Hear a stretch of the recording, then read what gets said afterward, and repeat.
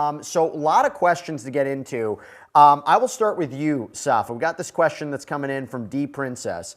So Capricorn said she observed Diddy with guns. The government also has unmarked guns in evidence. What impact will this have on the RICO case, right? The racketeering conspiracy. Talk to us about this, Safa. Going to have a significant impact on the RICO charges because one of the things that the government has to prove is that there's an underlying predicate offense within a 10-year period to substantiate the RICO charge. The government last week had testimony with respect to the arson in Kid Cudi's vehicle, which is one of the predicate offenses that they would have to prove.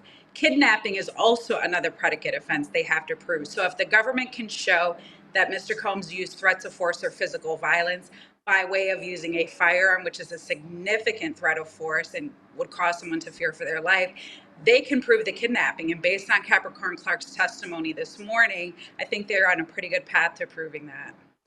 I think the testimony, Cameron, about what the employees went through, what was required of them, even if you go back to one of his former assistants saying that it was Sean Combs' kingdom and we all did what he wanted. One of the things that she testified to is that she had to take a lie detector test. Capricorn Clark had to take a lie detector test. One of the questions is, Danny asks, why did Diddy make Capricorn take a lie detector test? Did she pass or fail? I think it might have had something to do with whether or not she stole jewelry. But, you know, that's an important aspect of this case as well, right? Yeah, I mean, these are people going under incredibly toxic conditions to work.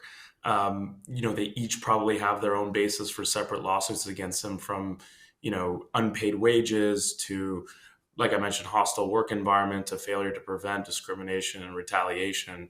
Living and working under those conditions, typically I represent plaintiffs, and those are the exact working conditions that lead to multiple lawsuits against the same employer. So,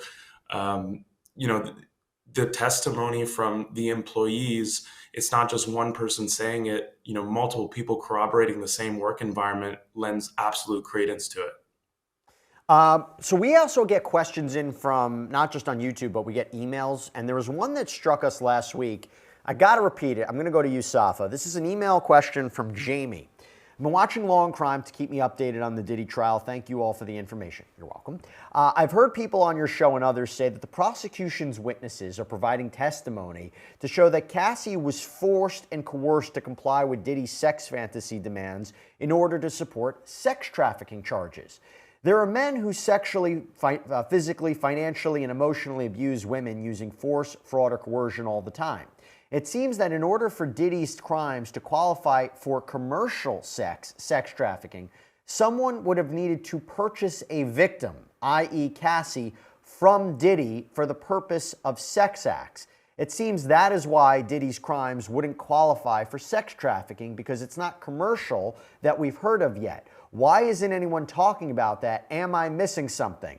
And then there's also a tagline, also, still don't understand what RICO is. So, Safa, I'll give the floor to you. Is it about purchasing Cassie for sex trafficking? And also, if you want to give a real quick 4-sentence definition about what RICO is. So really quickly, RICO is a racketeering, influence, and corrupt organization, which essentially means that you have a criminal enterprise that engages in a pattern of behavior that would further that criminal enterprise. There's a few predicate offenses. Some of them include bribery, kidnapping, arson, other things like that. And essentially those would go to prove to further the enterprise, so to speak. So that is basically what a RICO is, first and foremost. Now, with respect to the sex trafficking charges here in the indictment, it's not that Cassie was the one that was purchased for sexual activity, but that they purchased sex workers, so to speak, in order to engage in sexual acts with Cassie, which is why the government had a number of male sex workers that testified with respect to, who they worked for, when they became engaged with Mr. Combs and Cassie Ventura, when they traveled or if they traveled from state to state, because there is a transportation and commerce component to that as well. So it's that Mr. Combs essentially purchased these sex or commercial sex workers, transported them via state lines or across state lines for the purposes of engaging in commercial sexual activity with Ms. Ventura. Safa, I just want to follow up about one point on this. So we actually have a sidebar coming out later tonight about whether or not the prosecution at this point has proved sex trafficking. So I encourage everybody to check it out. But the reason I bring it up is one of the questions I posed there, I'm going to throw to you. Is it also commercial sex, whether or not, putting aside what was paid to these sex workers, if something of value was provided or promised to Cassandra Ventura, does that make it commercial sex? Is it only about the sex workers, or is it something of value, or whether it was gifts or trips or financial dependency or career promises? Is that commercial sex for sex trafficking? To an extent, but more so you see it often with respect to the exchange of currency. Could gifts and things of that nature make a showing of commercial sex acts? Possibly. But again, with respect to these charges, I don't think that the government is proving exactly that Miss Ventura was the person that was the basis for the commercial sex act, but Right. that these sex workers that were purchased through this company were the individuals that were or they were the commercial sex workers. So I think it's really with respect to those individuals, which I think interestingly enough begs the question of this particular company, which seems to be a legitimized company, um, you know, employing these sex workers for individuals to purchase.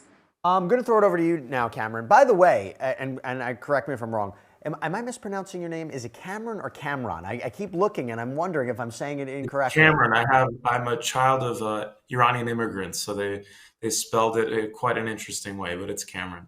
Oh, there you I go. appreciate Okay, well, there you go, Cameron. So we got a question from Mikey John. Do you think Usher is on the witness list? He's known Diddy for a long time, even lived with him.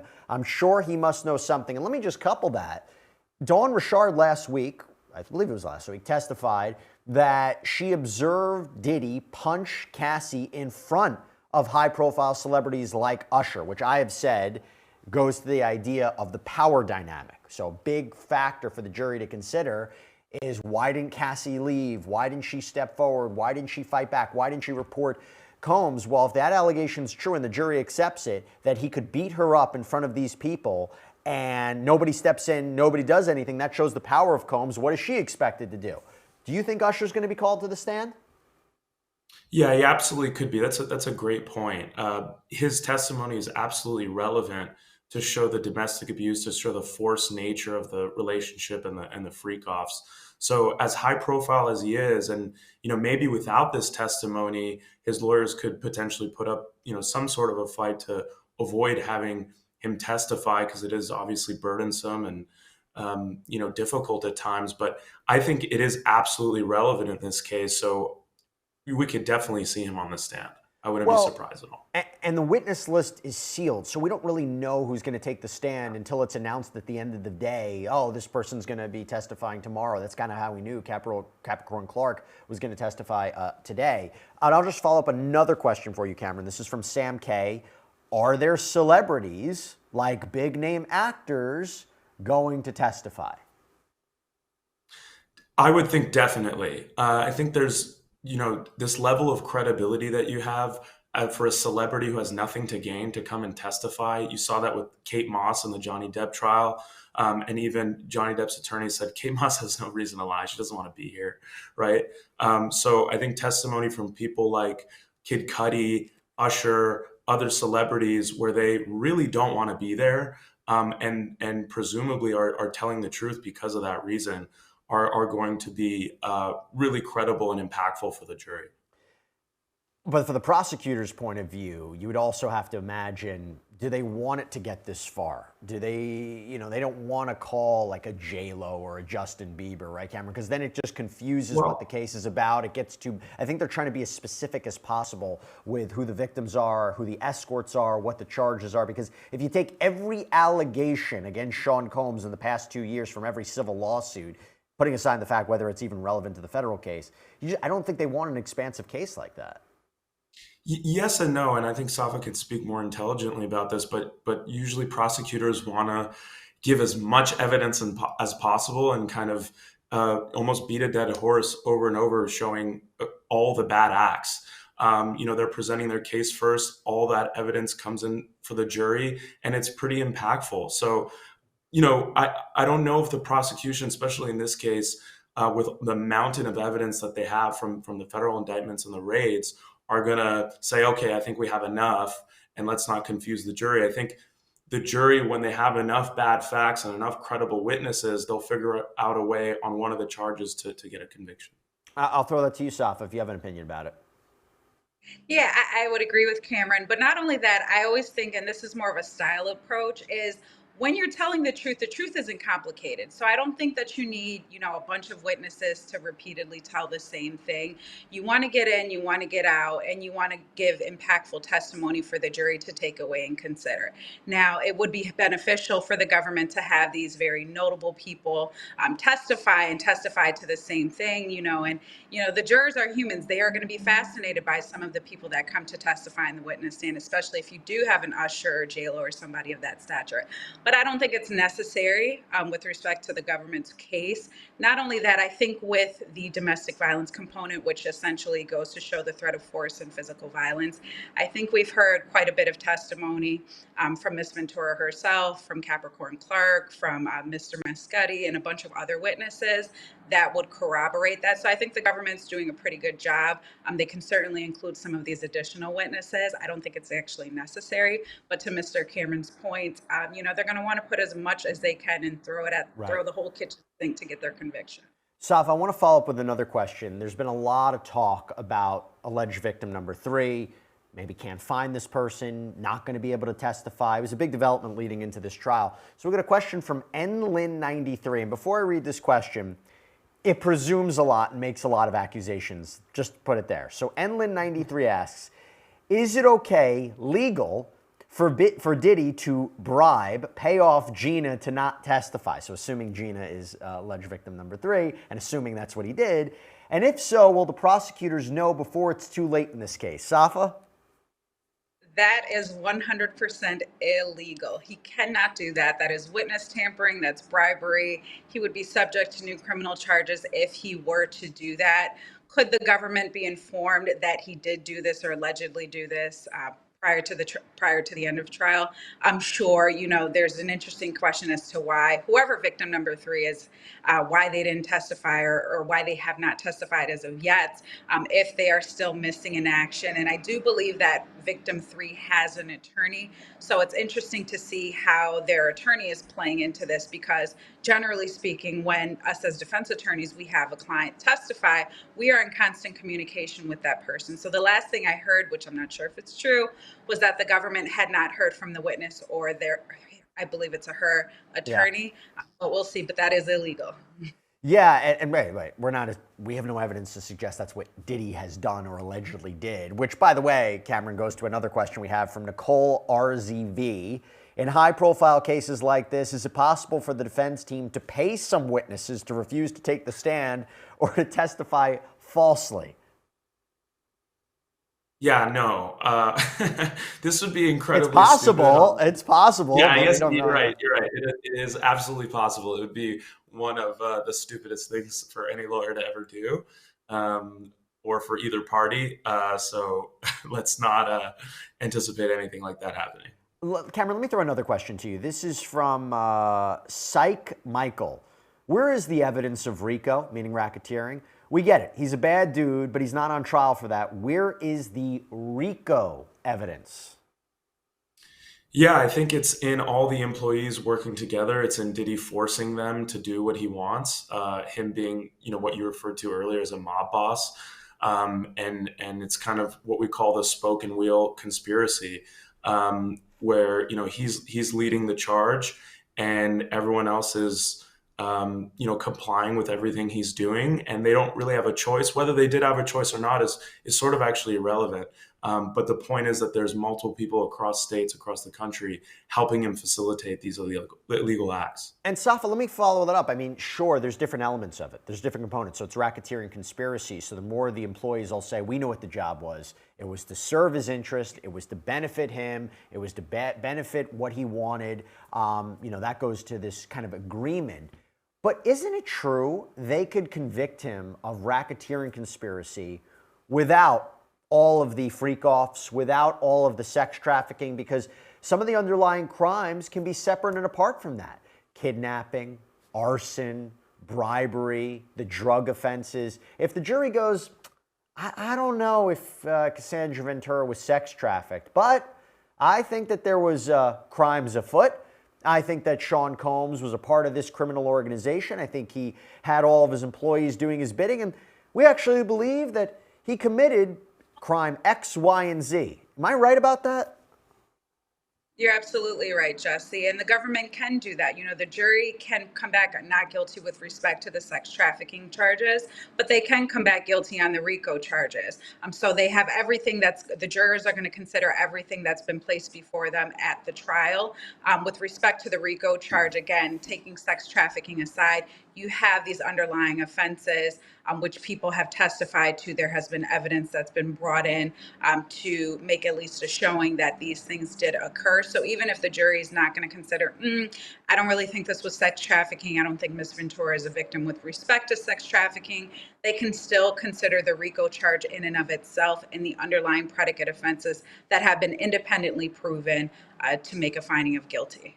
By the way, in about 5 minutes or so, they're going to come back. Obviously, there's no cameras in the courtroom. There's no audio equipment in the courtroom. But we're going to get live reporting once again, once there's a continuation of testimony. And once there is, we will report in real time what that testimony is, and we will break it down for you in real time, as well as take your questions in this case. So Cameron, got a question for you. This is from Vanessa. Do you think the lack of vocal support from celebrities is very telling to the jury?